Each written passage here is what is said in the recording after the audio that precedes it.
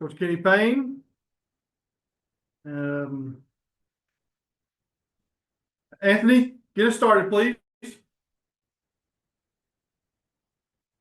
Hey, Kenny, hope you're doing well. I guess just to start out, just what have you noticed about Tennessee so far, just in scouting, and just what have you, yeah, what stands out about Tennessee? First thing is their physicality. One of the toughest teams in the country. One of the best offensive teams in the country. They run their stuff hard. They take good shots. They got good scoring. They got great rebounding, great length, and they got a floor general on the floor that controls the game. Very good team. You can see why they're number one in the country. And you mentioned the physicality there, and I know Coach Calipari had talked a little bit about wanting to be more physical going into this game. Just how do you, I guess, kind of implement that, going into league play at this stage of the season? I think we just have to simulate how the game is going to be played, without referees, meaning that how does this team play? They're going to hit you. They're going to set good, strong, hard screens, and you have to be able to deal with it. And we have to do the same. We have to play tougher around the basket. We have to hit first and not be hit, and then go attack balls. And then obviously Jonas came from Tennessee last year. Just how much have you guys been leaning on him in the prep to this game, and how much has he maybe, I guess, been just, I guess, from a scouting perspective, if that makes sense? Well, the great thing about this team and Coach Cal is that him and Coach Barnes have been friends for quite some time and very familiar with each other. So it's not like there's no familiarity with who Tennessee is, what type of coach they have. Jonas just brings an added plus because he's coming from that program, and he knows it, to a strong extent, maybe a little better than we do, but we know how the game is going to be played. We know how good they are. We know what they bring into the table. Connor. Hey, Coach, appreciate you talking to us. Big Z's been a little banged up the last stretch of games. Just going into conference play, where do you kind of see his role being, and what do you need from him going forward? I think that Z is a unique situation because 7'2" and the way he shoots the ball and his touch around the basket, we need him. We need his length. We need him to bring a physicality, a toughness to the game, but also we need his offense. He was sick for a while and he's just now getting healthy. We need him to prepare to play great, have great practices leading up to a game because that's how you know you're going to play well in the game by how you practice. And he's been trying really hard, and we need for him to bring it. And then for the freshmen, obviously you've got veterans who have played in the SEC before and major college basketball, but the freshmen, Boogie, Carter, and Billy, what do you kind of need to see from them, and what have you been talking to them? What's their mindset going into conference play? Because it's kind of a different from what y'all been playing in non-conference. No question. I think that when you say conference play, let's just talk Tennessee first. This is the number one team in the country. This is a team that their fans come out in droves. The arena probably will be packed. The energy in the arena will be ridiculous. And these kids can't get overwhelmed by it. They have to lock into the game plan and play hard-nosed, tough, energetic basketball. So they'll get their feet wet real soon, and hopefully they're ready for the challenge. They seem to be. They've been playing hard. They've been practicing hard. They all are growing. All our freshmen are getting better. So we're excited for them, but they need to learn fast and fight hard. Hutch. Yeah, Coach, going back to Jonas, I know Coach said he was feeling a little bit under the weather the last game. Just how is he feeling the last couple of days? How are you seeing from him? He's getting better each day. Curious to see. We hadn't practiced yet today, but curious to see how he feels today and what he brings to the table in practice. And we need him. We need him 100%. We need his physicality. We need his scoring around the basket. We need his defensive presence. So we're hoping that he's feeling better and better, and he can come out and help us fight for a win. Do you get a sense from him that there's an added layer of motivation for him going into this game, considering it's his former team? No question, that's natural. He's done a lot of great things at Tennessee, and he's going back home, and I'm sure that there's emotions involved. I'm sure that the team is going to want to go at him some. I'm curious to see how he handles it, and go from there from it. But he's a vet. He's been in college 4 years, 3 or 4 years, whatever, and he's gonna come out, and that's why you get veteran guys on your team to handle these type of situations. And last thing I got on him is when y'all brought him in, I'm curious. He was an All SEC player, obviously. What areas of his game did y'all think he maybe needed to focus on and improve, and how is he coming along in those areas? The first thing is just playing more around the court, not just being around the basket. Being comfortable playing on the court, being comfortable shooting jump shots from elbows and occasional threes, um, being able to be great in dribble handoff situations and diving hard. Jonas has had a hard time because he's had injuries, and so some of that has negated his development in those areas. But we're getting him healthy now. He's better now, and he's a very, very vital piece to what we do. And any success that we have as a team, he's going to be a major piece to that. Anthony. Yeah, I guess kind of going back to what you said earlier, just on the I guess all the reasons for Jonas to be excited about this game. Just as coaches, how do you, I guess, balance that, make sure that he is, keeping that hype and keeping that excitement going, but also making sure that, I guess, you guys don't overdo it if that makes sense. Yeah, of course. Again, I go back to this. He's been in college 3 or 4 years. He's seen a lot of different situations. He knows that he can't be overhyped.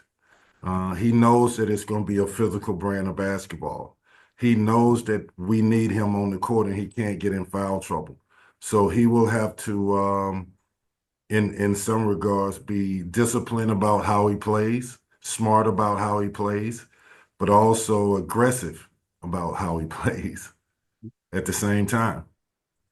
And a lot has been made, I guess, on Trevon Brazil's kind of development since the start of the season. Just what have you kind of seen from him that's kind of made him, I guess, take some of the steps that he's taken thus far? His energy level from day to day, practice habits from day to day, him buying in and accepting, I want to get better. I want to be pushed to be better. Him embracing that.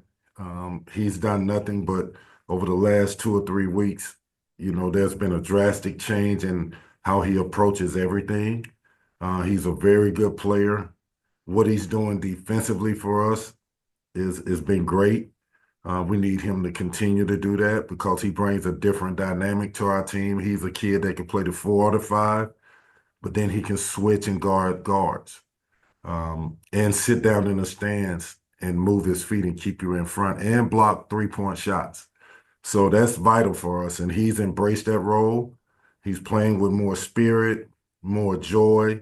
He's having fun on the court, not just in games, but also in practice. And it's great to see for him. And then just the last one from me. Obviously, you've been in the SEC before, and I know the focus is on Tennessee, but a lot has been made just about how deep and how strong the SEC is this season. Just what do you notice about the league as a whole? Is there anything different from past years that you've noticed? And just kind of what do you see there? Definitely, there's a difference from past years. I, was fortunate enough to go to the NBA, and this league reminds me a lot of the NBA and the fact that you have to take it game by game. You can't look ahead and say three games from now we play this team or that team.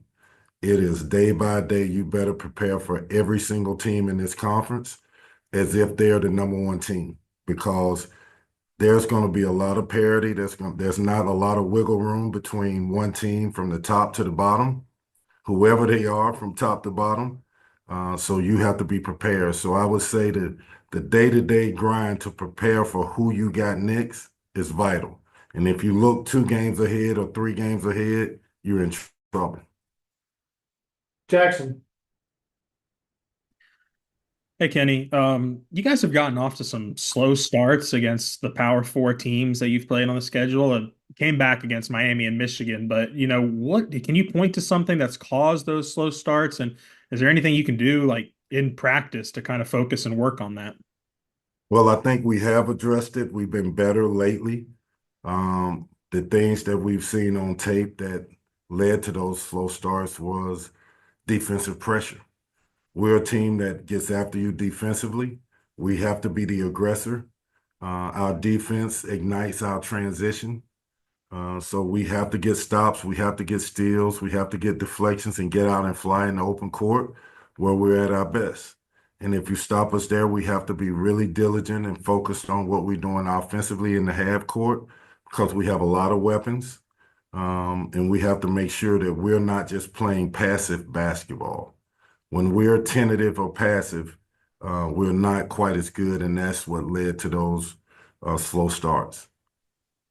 You've talked about Trevon and Jonas individually, but how important was it towards the end of the non-conference to give them a good amount of minutes together on the floor? And just from your expectations of that pairing preseason, what have they lived up to it, exceeded? What were your expectations for that pairing?